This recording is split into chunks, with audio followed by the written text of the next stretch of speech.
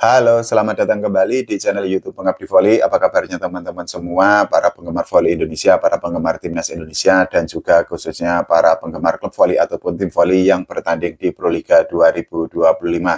Oke, kita bahas mengenai Proliga 2025 yang akan memasuki seri kedua di Gresik pada hari Jumat sampai hari Minggu besok. Jadi PBVSI itu sudah meluncurkan jadwal untuk pertandingan di seri Gresik pada hari Jumat besok. Itu akan ada pertandingan antara Jakarta Popsi Football One melawan Jogja Falcon, kemudian antara tuan rumah Gresik Petrokimia melawan Jakarta Livin Mandiri, dan juga ada tim legendaris yaitu Surabaya Samator melawan Palembang Bang Sumsel Babel.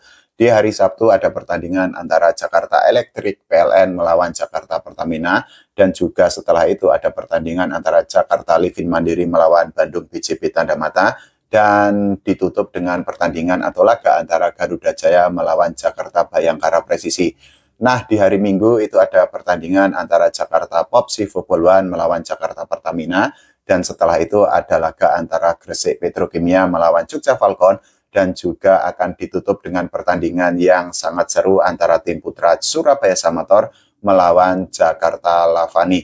Nah, dari beberapa pertandingan itu ada beberapa tim yang memang mendapatkan sorotan tajam karena diacu atau dirujuk dari hasil pertandingan di seri pertama yang diselenggarakan di Gor Jatidiri Semarang.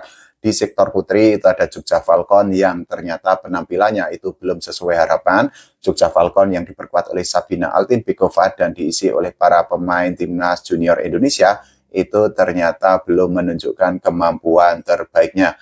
Dari dua pertandingan yang dijalani oleh Jogja Falcon, mereka selalu menelan kekalahan.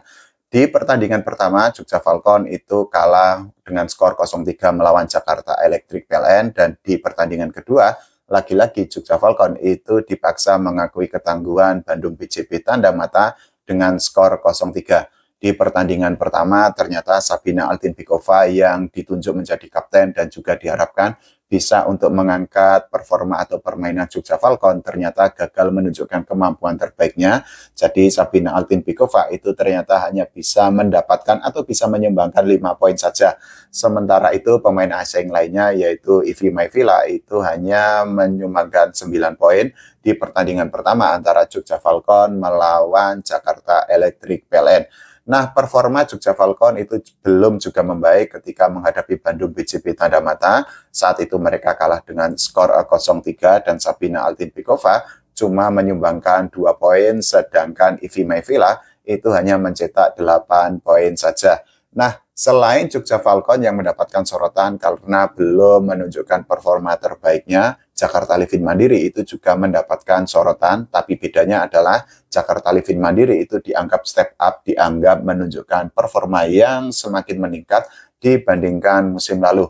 Kita ketahui bahwa Jakarta Livin Mandiri pada musim lalu itu quote-and-quote menjadi bulan-bulanan tim lain, tapi ternyata di musim ini dengan perubahan yang mereka lakukan, salah satunya dengan mendatangkan beberapa pemain yang matang, itu berhasil mengangkat permainan atau level performa yang ditunjukkan oleh Jakarta Livin Mandiri. Salah satunya adalah dengan kedatangan Wilda Siti Nurfadila yang merupakan istri dari Doni Haryono. Nah, di pertandingan pertama saat itu Jakarta Livin Mandiri itu berhasil menang dengan skor tipis 3-2 ketika mereka menghadapi Jakarta Pertamina. Saat itu Liu Yanhan itu berhasil menunjukkan performa yang sangat luar biasa karena dirinya itu berhasil menyumbangkan 30 poin untuk Jakarta Livin Mandiri. Selain itu juga ada Aulia Suci yang juga menunjukkan performa yang sangat istimewa dan dirinya itu mencetak 21 poin sepanjang laga. Kita juga tidak boleh melupakan peran yang ditujukan oleh Wilda Siti Nurfadila, yang mana pemain senior itu berhasil menyumbangkan 10 poin untuk Jakarta Livin Mandiri. Nah, selain di sektor putri, ini juga ada sorotan tajam kepada Surabaya Samator yang kita ketahui merupakan tim yang sangat legendaris, tim langganan juara, dan ternyata di pertandingan pertama ketika mereka menghadapi Garuda Jaya, ternyata tim yang diracik atau dilatih oleh Rodolfo Luis Sanchez itu ternyata belum bisa menunjukkan performa terbaiknya. Jadi saat itu Surabaya Samator itu hanya menang melawan Garuda Jaya dengan skor 3-2. Bahkan banyak volimania, banyak penggemar Surabaya Samator yang menyebut bahwa Rama Faza Fauzan dan kawan-kawan itu hampir saja dikalahkan oleh Garuda Jaya. Nah, Surabaya Samator sendiri itu akan menghadapi Palembang Bang Sumsel Babel di pertandingan pertama, dan kita ketahui bahwa Palembang Bang Sumsel Babel itu langsung gaspol ketika menghadapi Garuda Jaya, mereka menang dengan skor 3-0. Nah, beberapa pemain dari Palembang Bang Sumsel Babel itu tentu saja harus diwaspadai oleh Surabaya Samator. Salah satunya tentu saja pemain senior yaitu Sigit Ardian. Di pertandingan melawan Garuda Jaya, Sigit Ardian itu berhasil mencetak 15 poin dengan perincian 3 poin dari ace dan juga 12 poin dari attack. Belum lagi kalau kita bicara mengenai kombinasi antara Aji Maulana dan juga Sigit Ardian yang dianggap sudah sangat tune in karena mereka itu pernah bergabung di Timnas Indonesia. Tidak hanya itu, ada juga Cep Indra yang di pertandingan melawan Garuda Jaya, Cep Indra itu berhasil mencetak 11 poin dengan perincian 7 poin dari attack, 2 poin dari block, dan 2 poin dari ace. Nah, setelah menghadapi Palembang Bang Sumsel Babel, tugas para pemain Surabaya Samator itu juga bukan berarti akan lebih ringan, tapi justru akan semakin berat karena Surabaya Samator itu akan menghadapi Jakarta Lavani.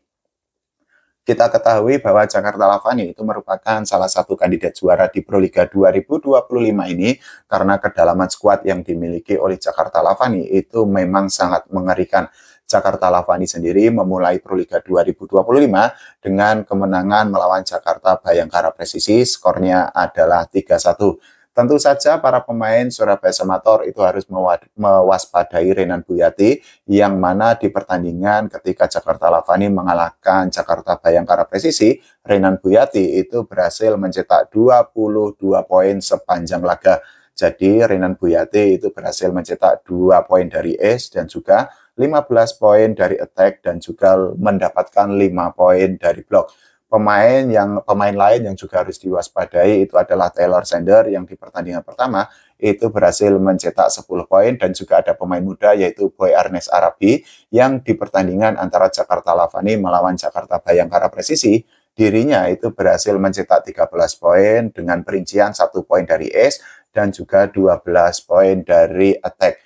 Nah, meskipun demikian, Surabaya Samator itu memiliki beberapa pemain kunci yang bisa menjadi andalan untuk bisa mendapatkan hasil yang positif, hasil yang impresif ketika menghadapi Palembang Bang Sumsel Babel dan juga Jakarta Lavani.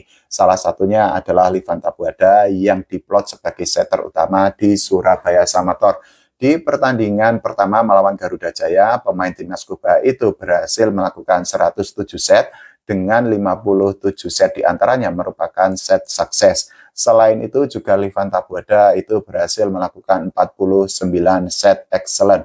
Nah, selain Livan Tabuada ada juga Hendrik Agel yang berposisi sebagai libero. Jadi Hendrik Agel sendiri itu berhasil melakukan 28 receive, 23 diantaranya itu merupakan receive yang berhasil ketika Surabaya Samator itu menghadapi Garuda Jaya. Sementara itu juga Hendrik Agel itu berhasil melakukan 5 excellent receive dan juga melakukan 11 dig sepanjang pertandingan. Nah, kalau menurut teman-teman semua, bagaimana kira-kira mengenai hasil yang akan didapatkan oleh Jakarta Livin Mandiri, kemudian Jogja Falcon, kemudian Gresik Petrokimia, kemudian Surabaya Samator, Palembang Bang Sumsel Babel, dan juga tim lainnya di seri kedua di Gresik besok? Silahkan tulis di kolom komentar. Kita doakan agar timnas Indonesia itu bisa mendapatkan prestasi tidak hanya di level SEA Games, tapi juga di level Asia dan juga di level dunia. Oke, terima kasih. Sampai jumpa.